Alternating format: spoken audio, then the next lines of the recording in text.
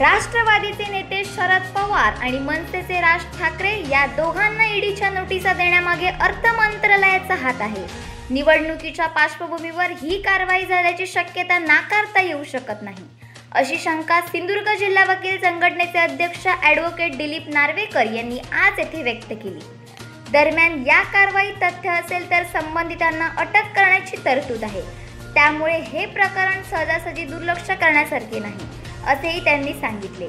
श्री नार्वेकर यांनी आज ईडी आणि त्यांच्याकडून करण्यात येणाऱ्या कारवाईबाबत माहिती देण्यासाठी येथे पत्रकार परिषद घेतली।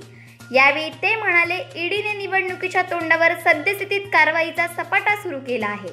मोठमोठ्या नेत्यांसह राज ठाकरे आणि त्यानंतर शरद पवार यांना स्वतःच्या नोटिसा बजावल्या आहेत, परंतु या प्रकरणात नोटीस बजावण्यात आली असली तरी त्या ठिकाणी शरद पवार यांना जाण्याची गरज नव्हती, परंतु श्री पवार हुशार राजकारणी असल्यामुळे त्या ठिकाणी गेले।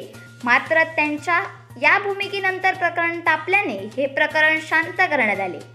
या सर्व प्रकारांमध्ये निवडणुकीच्या पार्श्वभूमीवर केवळ त्रास देण्याच्या उद्देशाने ही कारवाई करण्यात आल्याची शक्यता नाकारता येत नाही। त्यांना नोटीस बजावण्यात आली याचा अर्थ सुद्धा त्या प्रकरणात चौकशीसाठी कोणालाही ताब्यात घेऊ शकतात, त्याचा फटका कोणालाही बसू शकतो, अशी भीती श्री नार्वेकर यांनी व्यक्त केली।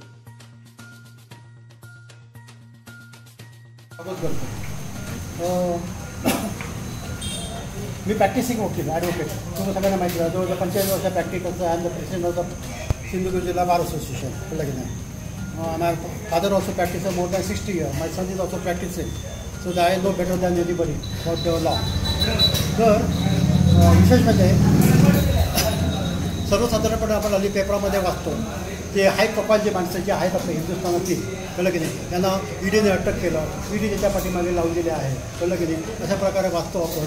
आता बऱ्याच लोकांनी मी चौकशी केली वाचत असताना, बोलत असताना, पण ईडी म्हणजे तुम्हाला कळलं काय ते बरेच जण पण आम्हाला ईडी याचं कळलं काय कळलेलं नाही आहे। पण एक माहिती आहे लोकांना, पोलीस म्हणजे काय, पोलीस डिपार्टमेंट म्हणजे काय, CBI काय, हे लोकांना माहिती आहे। एखाद्या माणसाने पोलीसला अरेस्ट केलं आहे, CBIने अरेस्ट केलं आहे अमुक गुन्ह्याखाली, कळलं की नाही।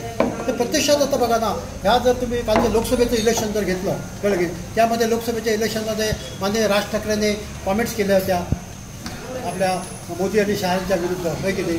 त्यानंतर त्याला मला ईडीची नोटीस आली, त्यानंतर ईडीची नोटीस आल्यानंतर त्याला प्रत्यक्ष ईडीच्या नोटीस ऑफिसमध्ये जावं लागलं। 7-8 तास जवळ त्याची स्टेटमेंट घेतली, बरोबर ना। स्टेटमेंट घेतल्यानंतर तो बाहेर पडल्यानंतर आता त्या ईडीच्या चाकातून किंवा जाळ्यातून तो सुटला आहे का, मुक्त झालेला आहे का, हे तर आतून सांगू शकणार नाही। हो, आम्ही निर्दोष आहे, माझ्यावरती कोणत्या प्रकारचे आता कलम लागलेले असं तो सांगू शकत नाही आहे, पण अजूनही तो त्या ईडीच्या फासाखाली किंवा जाळ्याखाली अजूनही तो त्या ठिकाणी आहे। आता कालचा जर तुम्ही जर प्रकार जर बघितला, माननीय शरद पवारांना सुद्धा बोललं की नाही, ईडीने आपल्या ईडीने आता ईडीने त्यांना नोटीस काढलेली नाही आहे, त्यांना ठेवा, ईडीने त्यांना नोटीस काढलेली नाही, परंतु ईडीने त्यांच्या कार्यालयामध्ये ते या म्हणजे महाराष्ट्र तुमचं कोऑपरेटिव्ह आपलं महाराष्ट्र कोऑपरेटिव्ह बँक जी आहे त्याच्यामध्ये जो घोटाळा झालेला आहे, 70 लोकांना आरोपी करण्याचा प्रसंग जो आलेला आहे as per the instruction and order of the Bombay high court, ते आपल्याला सर्वांना माहिती आहे, होय की त्याच्या शरद पवारांचं नाव नव्हतं। आणि हे या सर्व गुन्ह्यामध्ये ईडीने आपणसुद्धा या गैरव्यवहारामध्ये आरोपी आहात म्हणून अशा प्रकारे ईडीने त्यांना फरमान काढलेला आहे, तुझ्या आरोपी, पण त्यांना नोटीस काढलेली नाही। मग शरद पवारांनी काय केलं, नोटीस जोपर्यंत काढत नाही तोपर्यंत शरद पवारांना जाण्याची आवश्यकता नव्हती, जाण्याची आवश्यकता नाही। पण शरद पवार हे चांगल्या प्रकारे राजकीय पुढारी असल्यामुळे त्यांना त्याचा अर्थ कळत असल्यामुळे ते स्वतः ईडीच्या ऑफिसमध्ये जाण्याची त्यांनी तयारी दर्शवली, बरोबर ना। आणि त्याप्रमाणे सर्व त्यांना अरेंज केलं होतं, परंतु त्यांना विनंती केली असल्यामुळे law and order to be maintain ते त्या ठिकाणी ते गेले नाही। मग प्रश्न निर्माण होतो आहे काय माहिती आहे, की प्रत्येक वर्तमानपत्र येते ईडी म्हणजे काय, ईडी आहे तरी कुठे, ईडीची अशी कोणती ताकद आहे की कुठल्याही प्रोफाईल माणसाला अटक करू शकतात ते, होय की नाही। आता बघा पी चिदंबरम मनी लॉन्ड्रिंग ॲक्ट ज्याची स्थापना हा ॲक्ट 2002 मध्ये झाली, मनी लॉन्ड्रिंग ॲक्ट। मग मला सांगा तुम्ही मनी लॉन्ड्रिंग ॲक्ट म्हणजे काय अर्थ बघितला तुम्ही, आता मराठी त्याचा अर्थ कुठे मला मिळालेला नाही आहे। हे काय म्हणतो माहिती आहे, तुला माहिती आहे का मनी लॉन्ड्रिंग ॲक्टचा अर्थ?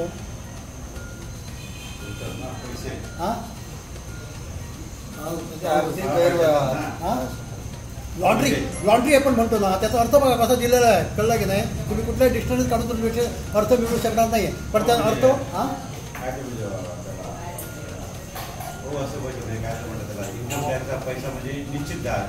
लॉन्ड्री, आपण लॉन्ड्रीत कपडे घालतो, बरोबर आहे ना.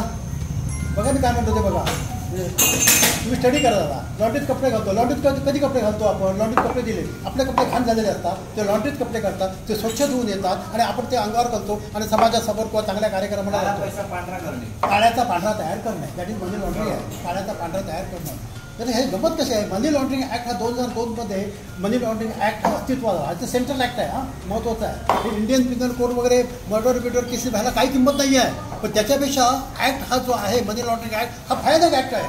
भयानक ॲक्टमध्ये फार मोठी ताकद निर्माण केलेली आहे मनी लॉन्ड्रिंग ॲक्टची.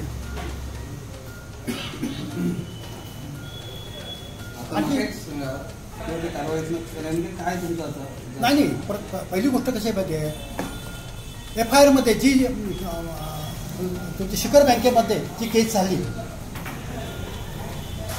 शिखर बँकेमध्ये जी केस झाली, त्या केसमध्ये जी FIRची नोंद झालेली आहे आणि 71 लोकांची जी नावं आहेत त्या शरद पवारांचं नाव नव्हतं. FIR म्हणजे का, फर्स्ट इन्फॉर्मेशन रिपोर्ट. FIR ही क्रिमिनल, आमचं जे क्रिमिनल प्रोसिजरचे कोड आहे त्याच्याखाली FIR दिली जाते. FIR मध्ये जरी नाव जरी नसलं तरी सुद्धा पुढे त्यांची नावं, अनेक लोकांची नावं नंतर येऊ शकतात.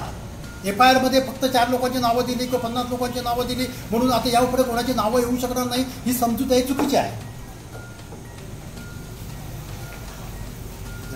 बरोबर आहे.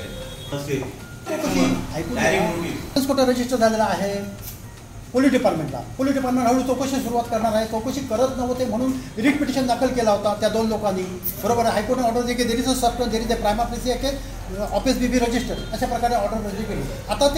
आता हल्लीचीच गोष्ट आहे, तर त्यापुढे चौकशीला सुरुवात करतील. परंतु ते असून सुद्धा या ईडीने काय केलेलं आहे, त्यांच्या विरुद्ध गुन्हा दाखल केलेला आहे.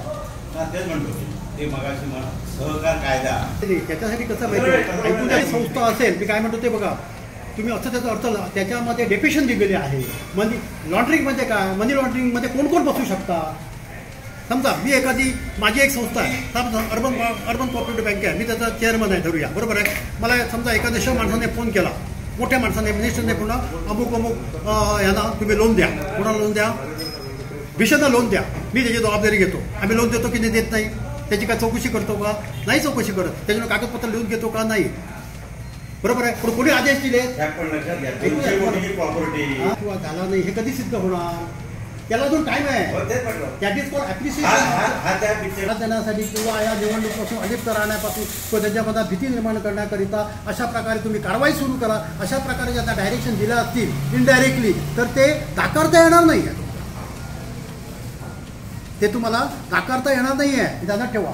कारण त्याच्या अधिपत्याखाली ते काम करते, हा पॉईंट ध्यानात ठेवा, नाकारता येणार नाही. परंतु उद्या ईडी म्हणेल मला पॉवर्स आहेत, मी त्यांना माझ्या दृष्टिकोनात हे आरोपी आहे, कळलं की नाही. हे डायरेक्ट नसते ते इनडायरेक्ट त्यांनी त्याच्या संदर्भात ह्या घोटाळ्यात त्यांचा सहभाग आहे, त्यांच्या नावावर पैसे पोचलेले आहेत, त्यांनी अनेक इन्स्टिट्यूशनमध्ये पैसे जमा केलेले आहेत, बरोबर आहे. म्हणून मी त्यांना आरोपी करतोय. कारण मनी लेंडर्स जो ॲक्ट जो आहे ध्यानात ठेवा, तो तुम्ही कोणी वाचलेला नाही, आमचाही संबंध आलेला नाही आहे कधी. मनी लॉन्ड्रिंगमध्ये काय करतोय, त्याला डायरेक्ट कोणाचा संबंध आला पाहिजे असं काय नाही आहे. उद्या मी असं म्हणेल, समजा शरद पवारच्या बाबतीत उद्या त्याने ऑर्डर दिली असेल कोणाला तरी, त्याच्या चेअरमनचा अमुक माणसाला 100 कोटी सँक्शन करून ठेव, आणि त्या ठिकाणी तुमचं ह्याच्यावर असेल किंवा कसं असतं, तुम्हाला हे आउट ऑफ तुम्हाला सांगतो आहे, कसं असतं एखाद्या बँकेने आम्हाला लोन दिलं, तो पर्सेंटेज काढतोच की काढत नाही आहे. रजिस्टर फायनान्स रेव्हेन्यू डिपार्टमेंटमध्ये फायनान्स डिपार्टमेंट जे आहे त्याचा तो मिनिस्टर होता, मिनिस्टर होल अँड सोल तो होता. आता तुम्हाला प्रत्यक्ष सांगतो, ईडीचा अर्थ म्हणजे एन्फोर्समेंट, एन्फोर्समेंट, आणि डी म्हणजे डिरेक्टोरेट. एन्फोर्समेंट डिरेक्टोरेट ही त्याचा मूळ शब्द आहे. मराठीत त्याचा अर्थ काढण्याचा तुम्ही जर प्रयत्न जर केला तर ते मराठीत त्याचा अंमलबजावणी असा त्याचा अर्थ होतो. अंमलबजावणी हे काय आहे एक्झॅक्ट अंमलबजावणी ही एक एजन्सी आहे, जसं CBIची एजन्सी आहे, बरोबर आहे. अनेक आमच्या हिंदुस्थानात निर्णय प्रकारच्या मोठमोठ्या एजन्सी आहेत, त्याच्याप्रमाणे एक एजन्सी आहे. ही एजन्सी काय या कारकिर्दीत ती निर्माण झालेली नाही. 1956 सालामध्ये, मला वाटतं 1951 सालामध्ये किंवा 56 सालामध्ये त्याच्यात मी घातलेलं आहे किती साल तो कळलं की नाही. 1956 सालामध्ये जी निर्मिती झाली, ईडीचं ऑफिस जे आहे ते दिल्लीला त्याची स्थापना झालेली आहे. आता हे डिपार्टमेंट म्हटल्यानंतर कळलं की नाही, किंवा ही एजन्सी म्हटल्यानंतर कोणाच्या पॉवरखाली काम करते हा प्रश्न आहे, कळलं की नाही. तर ती फायनान्स डिपार्टमेंट जे आहे हिंदुस्थानाचं, जे फायनान्स डिपार्टमेंट, सेंट्रल गव्हर्नमेंटचे फायनान्स डिपार्टमेंट जे आहे, म्हणजे रेव्हेन्यू डिपार्टमेंट अधिपत्याखाली येतं, कळलं की. त्या फायनान्स डिपार्टमेंटच्या अधिपत्याखाली हे डिपार्टमेंट चालत असतं, ही एजन्सी चालत असते. ही महत्त्वाची बाब आहे, त्यांना ठेवा. इंडिपेंडेंट नाही आहे, it is a part and parcel of that department. कळलं मी काय म्हणते तुम्हाला. It is a part and parcel of that department. म्हणजे as per the directions of that कोण म्हणतात ते, त्या डिपार्टमेंटचा जो मिनिस्टर असेल, कॅबिनेट मिनिस्टर असेल, त्याच्या डायरेक्शन प्रमाणे ही काही प्रमाणात वावरण्याचे ती प्रयत्न करते, असं बऱ्याच वेळा याचं स्पष्टीकरण झालेलं आहे. कारण त्याच्या अधिपत्याखाली ती 1956 सालामध्ये त्या 51 सालामध्ये ती 1956 सालामध्ये ती झालेली आहे, कळलं की नाही. आता त्याचं काम काय एक्झॅक्ट, आता तुम्ही बघा पोलीस डिपार्टमेंट CBIचं ते काम काय असतं की मोठमोठे IPC खाली जे गुन्हे झालेले असतात त्याचं ते कॉन्ग्रेसच घेतात, बरोबर आहे. ह्याच्या व्यतिरिक्त दुसरं घेऊ शकत नाही. त्या इंडियन पिनल कोडमध्ये जे गुन्हे नमूद केलेले असतात ते गुन्हे पोलीस डिपार्टमेंट करतं. मग हे कोणते गुन्हे अशा प्रकारचं ते तपास काम करतात. तर महत्त्वाचा गुन्हा जर कोणता असेल तर